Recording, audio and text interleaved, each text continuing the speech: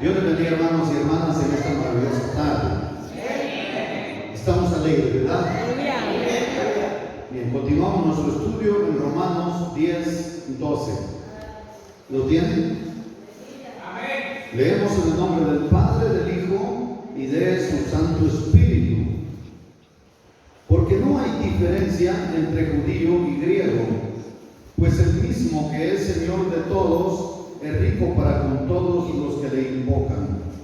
Porque todo aquel que invocar el nombre del Señor será salvo. ¿Cómo pues invocarán a aquel en el cual no han creído? ¿Y cómo creerán en aquel de quien no han oído? ¿Y cómo irán sin haber quien les predique? ¿Y cómo predicarán si no fueren enviados? Como está escrito: cuán hermosos son los pies de los que anuncian la paz, de los que anuncian buenas nuevas. Mas no todos obedecieron al Evangelio, pues Isaías dice: Señor, ¿quién ha creído a nuestro anuncio? Así que la fe es por el oír, y el oír por la palabra de Dios. Oramos. Señor, gracias por tu palabra que hemos leído. Gracias por este estudio que tú nos concedes. Hemos llegado al capítulo 10 en su segunda parte del libro de Romanos. Gracias, eterno Dios, porque hemos podido escudriñar tu palabra día por día. Bendigas hoy nuestra mente, nuestros corazones. Bendigas a tu pueblo, a mis hermanos y a mis hermanas que tuvieron voluntad de venir a oír tu palabra. Y bendigas a los que están en rebelión contra tu palabra, que no quisieron venir. Señor, en tus manos está mi vida, la vida de este pueblo. Inspíranos hoy, instruyenos hoy, ilumínanos hoy con tu Espíritu Santo, para que aprendamos de tu palabra y la pongamos por obra. Bendito seas, eterno Dios, porque tú estás con nosotros. Atamos al hombre fuerte, toda fuerza maligna, y la echamos fuera, y nosotros declaramos libres y empoderados en el nombre de Jesús. Amén. En la última enseñanza, pues ustedes se recuerdan que estudiamos los versículos 9, 10 y 11. En esta enseñanza, Pablo dijo que la persona debía de poner de acuerdo su confesión de fe con su vida, es decir, lo que profesamos debe tener evidencia. Lo que profesamos es nuestra fe en Jesucristo y debe ser nuestra vida en armonía con nuestra confesión de fe. ¿Se recuerda, verdad? Dice que con su boca confiesa para salvación, pero con su corazón, ¿verdad?, cree para ser justificado.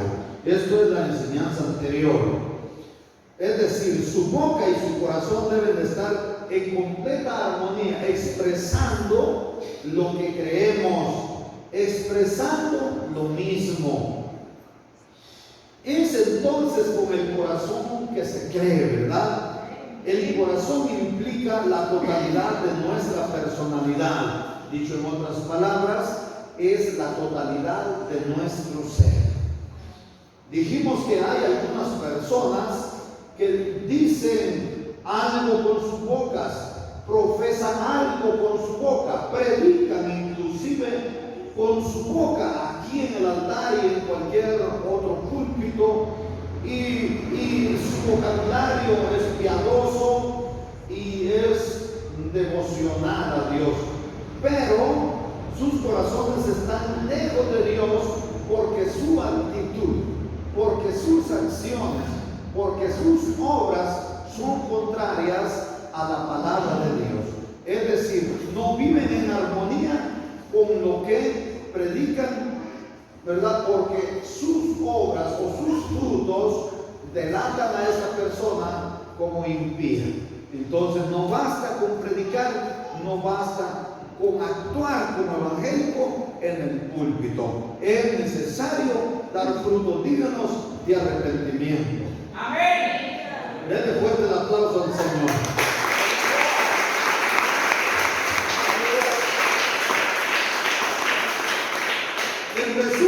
enseñanza anterior aprendimos que nuestra confesión de fe se basa en que nuestro corazón debe expresar lo que nosotros creemos. Vamos a ir entonces a la palabra de Dios. Nuestro primer versículo de la palabra de Dios que vamos a estudiar hoy es el 12, pero vamos a recapitular el 11. Dice el verso 11: pues la Escritura dice, todo aquel que en él creyere no será avergonzado. Es decir, el que no cree en Jesucristo va a ser avergonzado. ¿Y sabe cuándo será eso? Cuando se presente ante el Tribunal Supremo de Dios. Ahí, ese día, se leerá en el libro de Dios el nombre de aquellos que estemos inscritos. Y el que no esté inscrito en el libro de la vida, de todas maneras Dios le va a probar que tuvo la oportunidad de servirle y que rechazó su palabra. Y el Señor le va a probar por qué lo que corresponde es lanzarle al lago que arde con azufre y fuego. Mucha gente piensa, Dios no hará eso, Dios no es malo, Dios es bueno, pero dice que Dios es bueno, pero también Dios es fuego consumidor, aunque es amor. Así que, hermana y hermano, sin lugar a dudas, Dios no será quien le lance al lago de fuego. ¿Quién será entonces el que agarró ese camino? Será la persona que no procuró a que su nombre estuviese escrito en el libro de la vida, porque Dios le dio la oportunidad. Oigan el carácter, universal de la salvación en la palabra de Dios. Todo aquel que en él creyere no será avergonzado. El carácter de la salvación es general, es universal. Todo aquel, es decir, el que quiera, ninguno está fuera, todos. Entonces, el que esté fuera será lanzado al lago de fuego. ¿Por qué? ¿Por culpa de Dios? No. ¿Por culpa de otra persona? No. Por su propia culpa, por su propio pecado, por su propio acomodamiento, porque piensa que la palabra de Dios es juguete, porque piensa que esto no se va a cumplir, piensa que aquí va a estar eternamente y no sabe que mañana quizá alguno de ustedes o quizá yo estemos muertos, y si no hicimos la voluntad de Dios, nos despertemos en el infierno sufriendo por nuestro propio descuido, por nuestro propio descuido. Hermana y hermano, eso nos está diciendo la palabra de Dios. Vamos al 12. Porque no hay diferencia entre judío y griego, pues el mismo que es Señor de todos es rico para con todos los que le invocan. Entonces, sigue aquí hablando del carácter universal de la salvación. Todo el que quiera, no importa, dice, no hay diferencia entre griego, entre judío, entre gentil, entre israelita. Todos han pecado y están alejados, fuimos destituidos de la gloria de Dios. Romanos 3:23 lo dice. Sin embargo, todo el que quiera venir a Cristo, Él no le echa fuera. La oportunidad es para todos. Y aquí yo estoy a la puerta, dice Cristo, toco y llamo. Si alguno abre la puerta, entraré a Él, cenaré con Él y Él conmigo. Todo el que quiera, todo el que abre la puerta de su corazón. Como somos ámbitos, podemos abrir la puerta de nuestro corazón a Cristo y a su evangelio y obedecer su palabra, o podemos abrir el corazón al pecado y perdernos en las redes sociales, que es el virus espiritual, por así decirlo, que está perdiendo a la gente. Usted decide qué es lo que hace en lo más incógnito de su casa o en lo más escondido de los montes. Usted decide lo que hace, pero usted sabe que si le abre la puerta al pecado, el pecado está a tu puerta, le dijo Dios a Caín. El pecado está a tu puerta, pero tú puedes enseñorearte de él. Usted decide si le dice no al pecado, si le dice no a la voluntad pecaminosa de su carne, o se pierde en sus caprichos, en la lascivia de su carne. Usted decide. Pero ¿qué le puedo yo decir en cuanto a la apetencia corporal pecaminosa que hay en usted? La Biblia dice que eso es lo que hay en nosotros. ¿Qué puedo decirle? Tú te puedes enseñorear de Él, dijo el Señor. Tú puedes dominar en el nombre de Jesucristo. ¿Qué dice la Biblia? El mundo y sus deseos pasan. Vanidad de vanidades, dijo el predicador. Todo es vanidad. Usted sabe si se pierde por la vanidad o sigue a Cristo y usted es salvo. Aquí no importa la nacionalidad, aquí no importa el gentilicio, aquí no importa si pertenece a una raza determinada. Aquí tanto el judío como el no judío necesitan venir a Cristo para salvación, así como ustedes y yo lo hicimos, y espero que permanezcamos firmes en esa fe. ¿Estamos de acuerdo? Denle la gloria al Señor.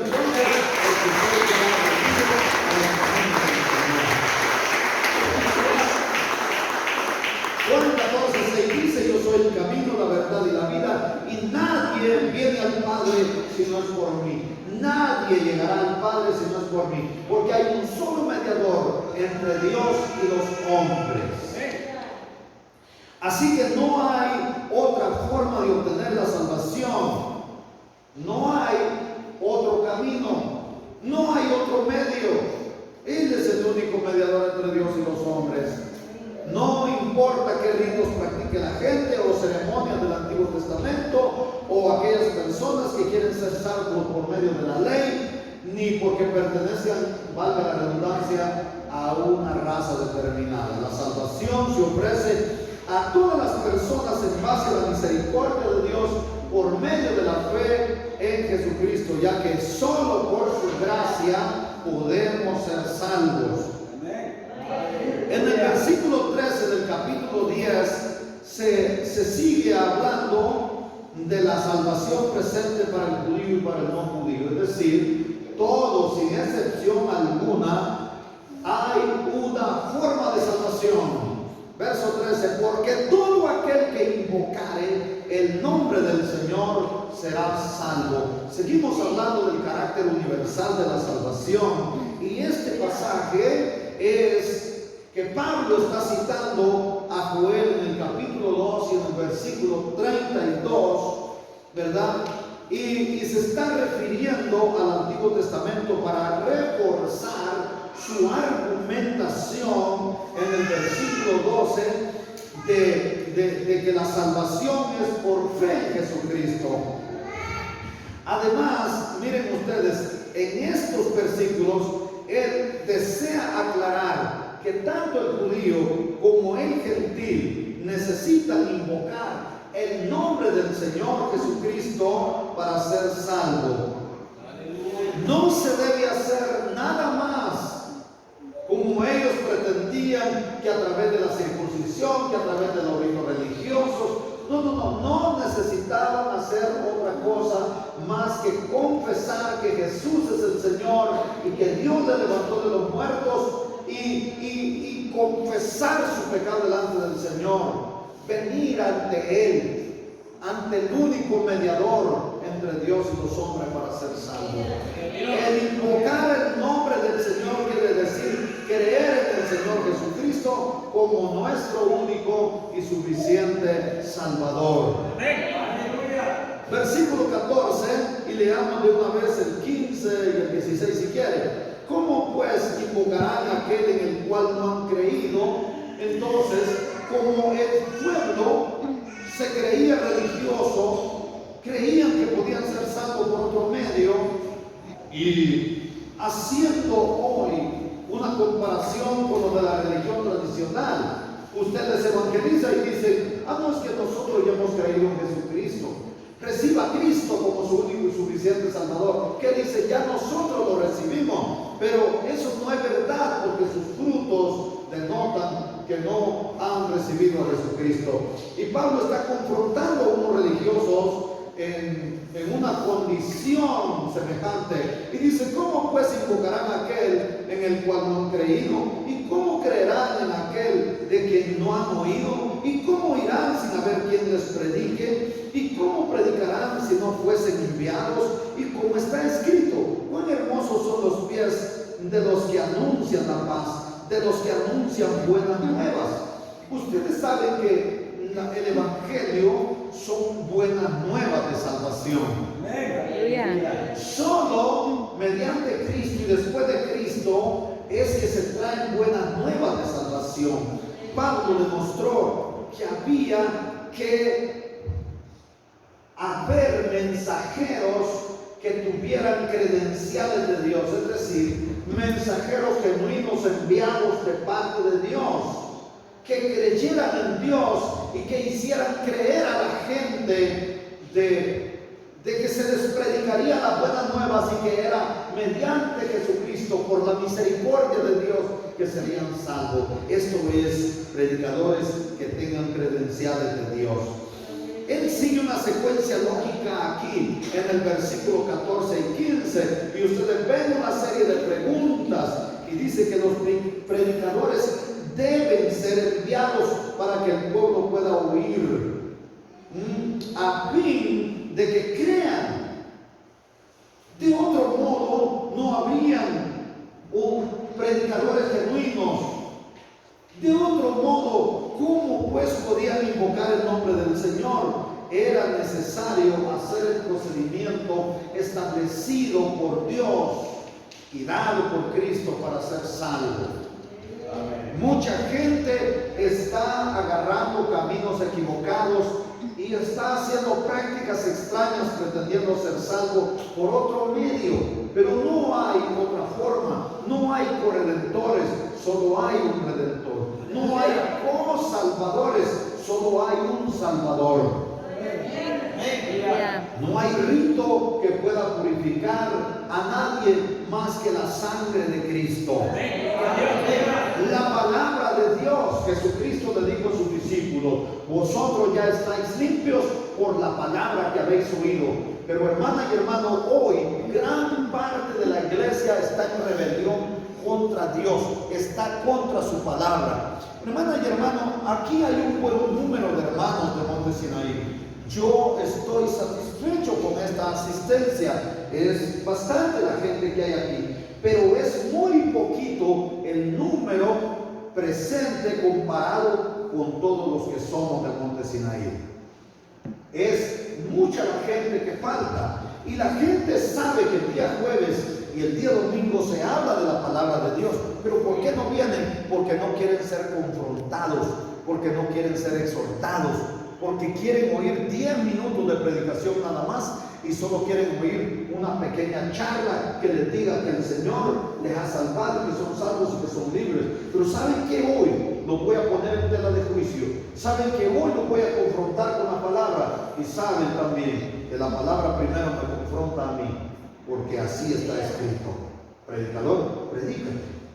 Hermana y hermano, ¿quién quiere oír una hora de predicación? Nadie. Cuando vienen algunas personas, vienen a dormirse y están ahí aburridos y quieren que termine ya para irse, porque están en rebelión contra la palabra de Dios. No quieren oír la palabra, mas no saben lo que desprecian, porque Jesús dijo: ustedes están limpios por la palabra que les he hablado. Y Pablo dice también: la palabra de Dios nos limpia de todo pecado. Oigan lo que no quieren oír: la palabra de Dios que nos limpia de todo pecado.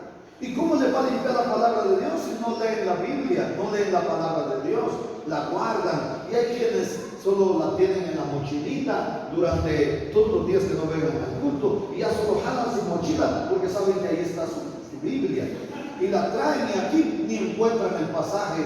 Hay personas aquí que no hallaron el pasaje donde yo leí, porque no se recuerdan dónde llevamos nuestro estudio. Andamos buscando. Hermana y hermano, qué tremendo, ¿verdad?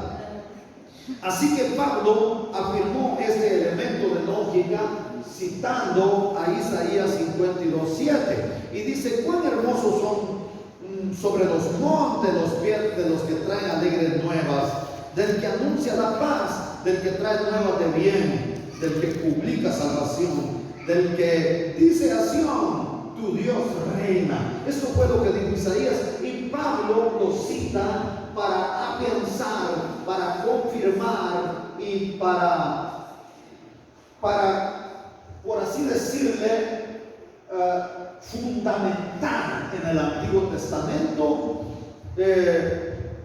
este elemento de lógica que está hablando. Este texto citado también procede de la maravillosa palabra de Dios en Isaías 53. Isaías 53 es la profecía sobre muerte y resurrección de Cristo. Aquella profecía comienza con una pregunta y dice: ¿quién ha creído a nuestro anuncio? La ley de Moisés seguramente no tenía noticias buenas y alegres como la buena nueva de salvación que trae Cristo. Esto es el Evangelio, que es poder de Dios, que es buenas noticias, que es buena nueva de salvación. La ley lo que traía era condenación y muerte espiritual. Eso se lo dijo Pablo una y otra vez. Y aquí hay algo maravilloso. Dice que los pies de aquellos que anuncian la paz son hermosos.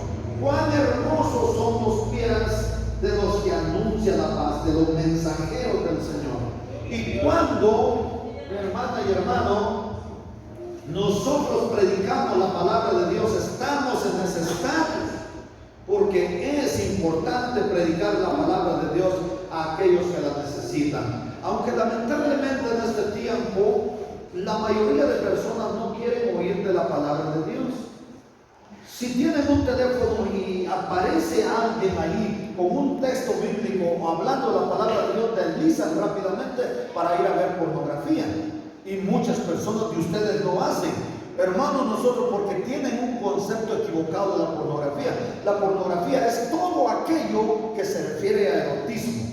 Es decir, si yo me pongo una pantaloneta apretada y descalzo con unos zapatos de playa y salgo por ahí caminando, o cualquier hermano o ustedes se ponen traje de baño y se van a una piscina y se toman fotografía y suben un video de eso es pornografía. La pornografía es más grande de lo que ustedes pueden imaginar. Cuando ustedes deslizan, las mujeres, y quieren ver hombres opuestos a su marido, tienen uno todo delgado, andan viendo, buscando un gordito. Si tienen uno con los brazos todos chiripiscosos, andan buscando un brazolento, un John Cena. Todo eso es pornografía, todo aquello que es erótico. Y ustedes se dan cuenta que desde que uno abre el YouTube, a veces yo para subir mis videos tengo que abrir YouTube para entrar a mi canal, y uno mira ahí un montón de anuncios que aparecen de mujeres caminando, aunque no estén desnudas, están caminando con ropas eróticas. Todo eso es pornografía. Por lo tanto, cuando usted mira esos videos exóticos, está metido en un problema de pecado pornográfico. Hermana y hermano, el mundo está bombardeando a la iglesia y está contaminando a ustedes, porque, hermana y hermano, el pecado entra por los ojos. Dice que si la luz que hay en ti es tinieblas, ¿cuántas no serán las mismas tinieblas? Ahora ustedes saben que están en rebelión contra Dios y están en pecado. Así que, hermana y hermano, por eso les dije ayer que casi es necesario triturar sus teléfonos ahí. Me traen al Magan, hermano Víctor, y su trabajo va a ser en esa banqueta, darle al maganazo a cada teléfono y hacerlo un pedazo. Si quiere liberarse, si no tiene control de eso, tendrá que hacer eso. O se deshace de su teléfono, o ese teléfono con las redes sociales le arrastra al infierno. Y usted allá va a decir: ¿cómo no deshice el teléfono? ¿Cómo no tiré el teléfono? ¿Por qué no lo hice pedazos? ¿Por qué el niño no lo metió en la olla nixtamal? Hubiera sido mejor. Algo tiene usted que hacer. ¡Ay! ¡Qué alegres! Oiga, nosotros los que predicamos la palabra de Dios, que nos ponen ese estatus del Señor. ¡Ah! ¡Qué alegres los pies de los que anuncian la paz! ¡Qué hermosos los pies de los que anuncian la paz, las buenas nuevas de salvación! ¡Aleluya! Pero la gente no quiere ser confrontada así. No. Ahorita hay gente que aquí que ya se quisiera ir y está pidiéndole a Dios que yo termine luego, pero el Señor no le va a conceder eso, porque el Señor no concede peticiones que son contra su palabra. El Señor le va a conceder a usted algo hoy. Yo voy quizá a recibir más palabra abundante para que salgamos de aquí, quizá no en 20 minutos, sino en 30, un 40, o tal vez un 50. Al mirar los pies, oigan, al mirar uno de los pies, hoy me estaba yo bañando y como había leído esta palabra, estaba analizando mis pies y dije yo, wow, sí habemos personas que tenemos pies hermosos. Mis pies son hermosos. Usted sabe que hay empresas que compran fotografías de pies. Usted sabía eso, ¿verdad? Y yo miré mis pies y dije, wow, la Biblia dice que los que llevamos la buena nueva de salvación tenemos pies hermosos, pero la verdad, habemos quienes sí tenemos hermosos pies, pero hay quien tiene pies de chichicuilote tierno. Sin embargo, hermana y hermano, si usted tiene pies así, ¿verdad? Unos pies así como casco de cabro y todo eso, no importa, porque si usted lleva la buena nueva de salvación, sus pies son hermosos, aunque literalmente sean feos. Y si hay personas con pies hermosos como los míos y no llevamos la buena nueva de salvación, no importa cuánto paguen eso de los catálogos, ¿verdad? Pero no me puede vender fotos de esos pies yo. Y puede ser que usted tenga unos pies así. Hoy también en la mañana estuve echando agua en la terraza y se me llenaron de cal y se me mandó de cemento. No importa si están así, llenos de cemento, no importa cuando uno va a traer leña, ¿verdad? O cuando uno va a deservar y lo pican todas las hormigas. ¿A usted no les han picado las hormigas en los pies?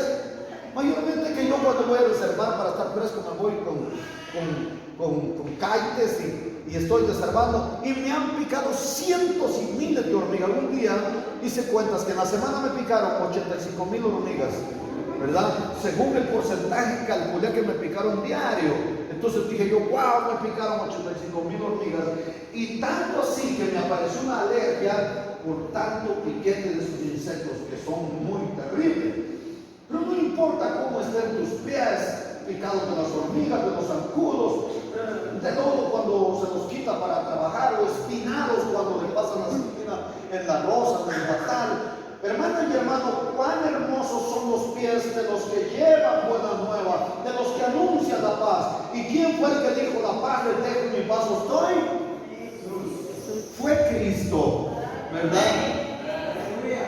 Así que Dios llama hermosos los pies de aquellos que Él ha llamado y ha enviado con el mensaje de salvación. Los pies de la gente se calzan y no se ven, pero es maravilloso, hermana y hermano, tener este privilegio que desde la óptica de Dios se mire así, porque usted lleva el mensaje para alcanzar las almas con la palabra de Dios.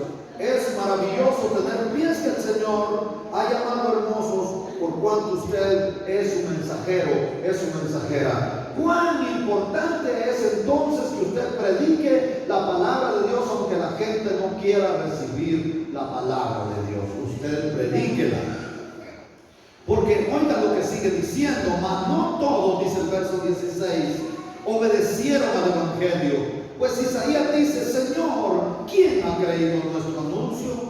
Pablo introduce esta nota de tristeza con doble motivación. Y uno es que se trata de una declaración de un hecho, es decir, de una realidad.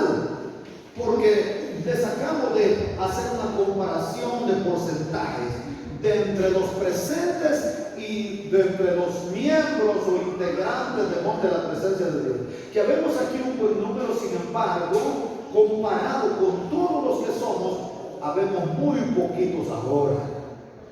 Si hacemos un porcentaje de todos pertenecemos. Igual, nos regocijamos en el hecho de que muchas almas han sido salvadas de acuerdo a las estadísticas de los cristianos en el mundo entero. Sin embargo, al considerar la población en general, el porcentaje de los creyentes es muy pequeño, y cuando todavía restamos los creyentes nada más de nombre o por deporte, entonces nos damos cuenta que se reduce más el número. El segundo objetivo es la respuesta de reducción, es decir, ¿quién ha creído a nuestro anuncio? Y la respuesta es muy poquitos, muy pocos comparado a la gran cantidad de población existente, no invalida el hecho de que la justicia de Dios o la justicia por la fe en el Evangelio de Cristo. Dicho en otras palabras, el hecho de que pocos sean los que hemos creído ese anuncio no invalida la justicia por la fe en Jesucristo como el Evangelio de Dios. Dicho en otras palabras, el rechazo de un gran número de personas a la palabra de Dios o el rechazo al Evangelio no constituye ninguna excusa para que nosotros no proclamemos el Evangelio en todas partes. En el motor del Ixtamal, en el camino hacia la iglesia, en el camino a la tienda o en la tienda donde usted vaya, no le quita a usted la responsabilidad de predicar el Evangelio a toda criatura por el hecho de que pocas personas hemos creído y pocos quieren, el resto rechaza. Eso no exime a usted de responsabilidad de seguir predicando el Evangelio. Comprendemos esto, ¿verdad?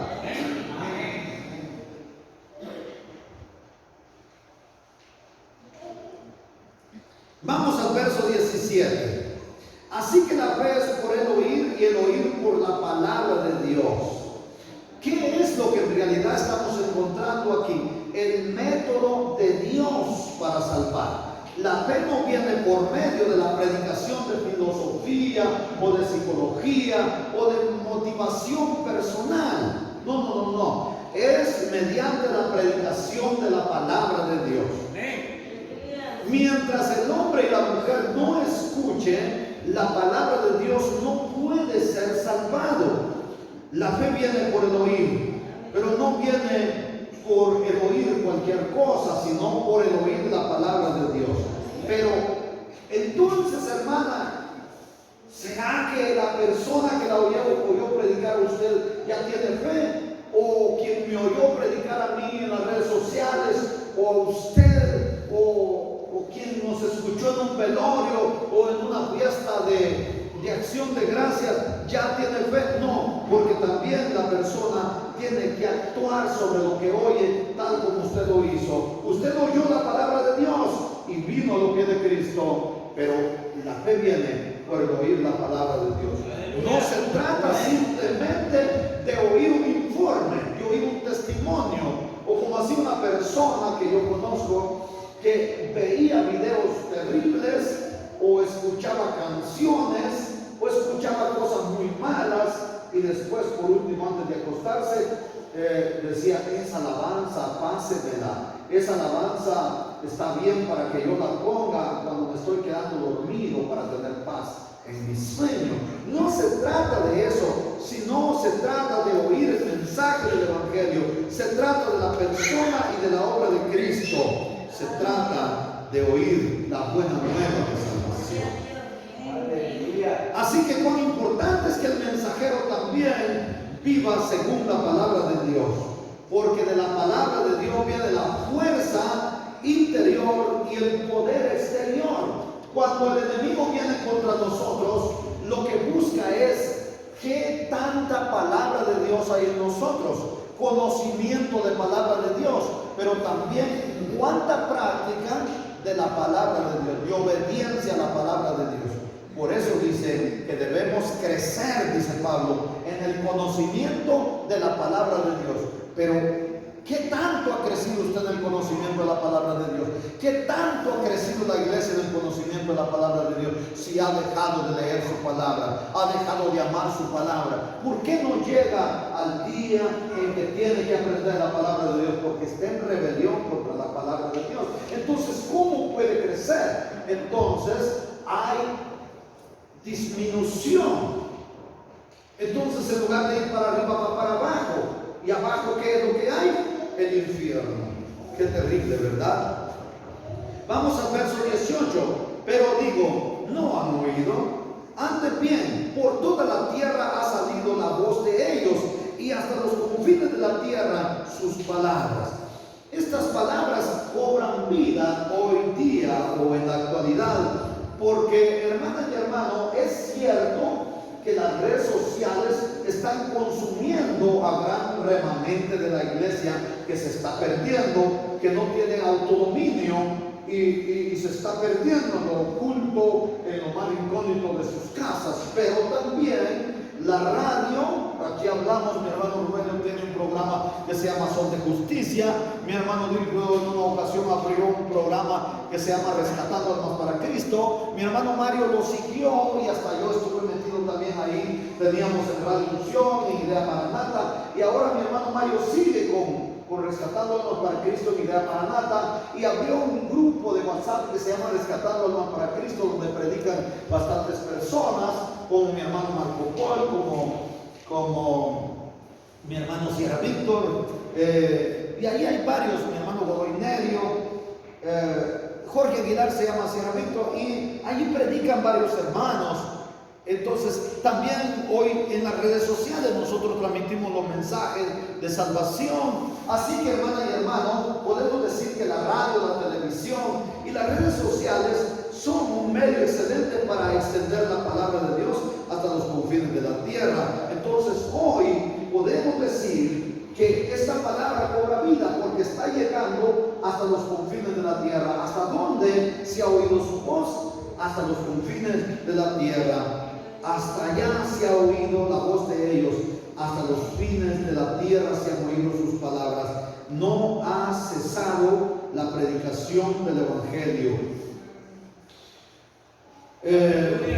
Entonces, también dice el verso 19, también digo, ¿no ha conocido esto Israel? Primeramente Moisés dice, yo os provocaré a celos con un pueblo que no es pueblo, con un pueblo insensato os provocaré a ira.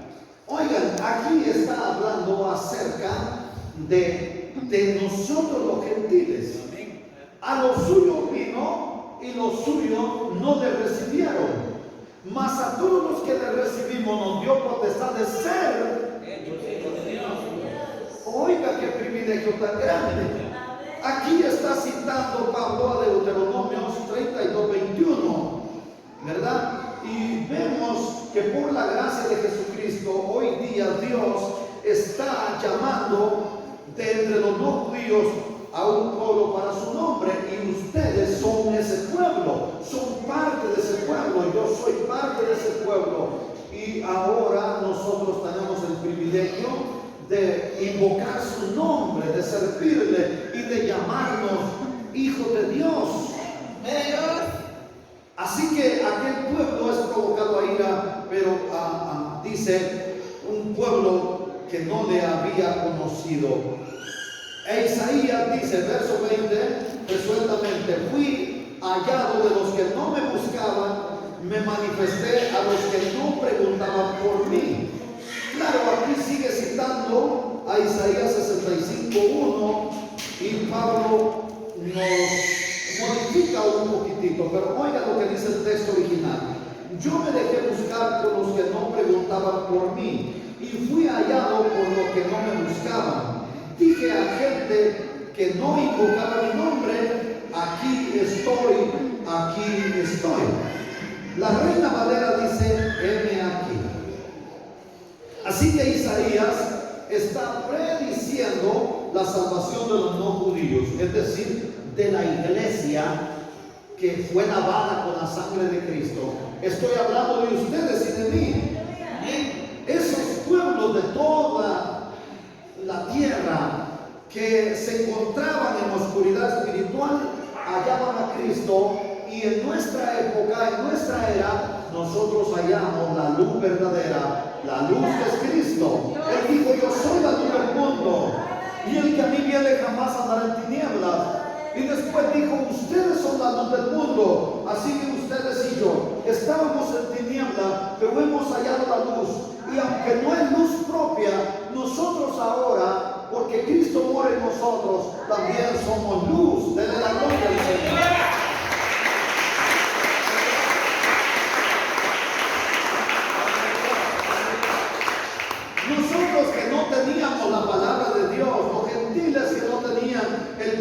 conocimiento de la palabra de Dios, pues hallamos a Cristo. ¿Y qué excusa podría tener Israel, que tenía las escrituras del Antiguo Testamento, tenía la Torá? ¿Qué excusa? Ciertamente no tenía ninguna excusa, pero gracias a Dios que hoy todos tenemos entrada al cielo mediante Cristo. Verso 21. Pero acerca de Israel dice: todo el día extendí mis manos a un pueblo rebelde y contradictor.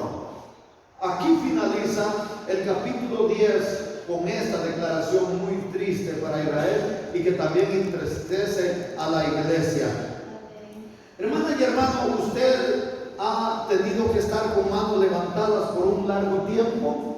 Los que son exmilitares, ustedes se recuerdan cuando hacíamos honores, tenía uno que estar con la mano levantada haciendo el saludo por todo el tiempo que fuera necesario o que se mandara. Una vez mandaban saludo uno, tenía que estar la gente, todos con la mano aquí en alto, y el que la bajaba, el brigada o el encargado, tenía toda la facultad de bajar el saludo e ir a golpearlo sin misericordia.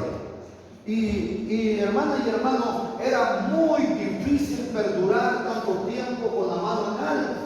Si usted extiende sus manos y perdura por mucho tiempo, sabe que eso es muy cansado, es algo muy difícil de perdurar largo tiempo con las manos extendidas o con la mano levantada. Si quiere, intente hacerlo para que vea que es bastante imposible.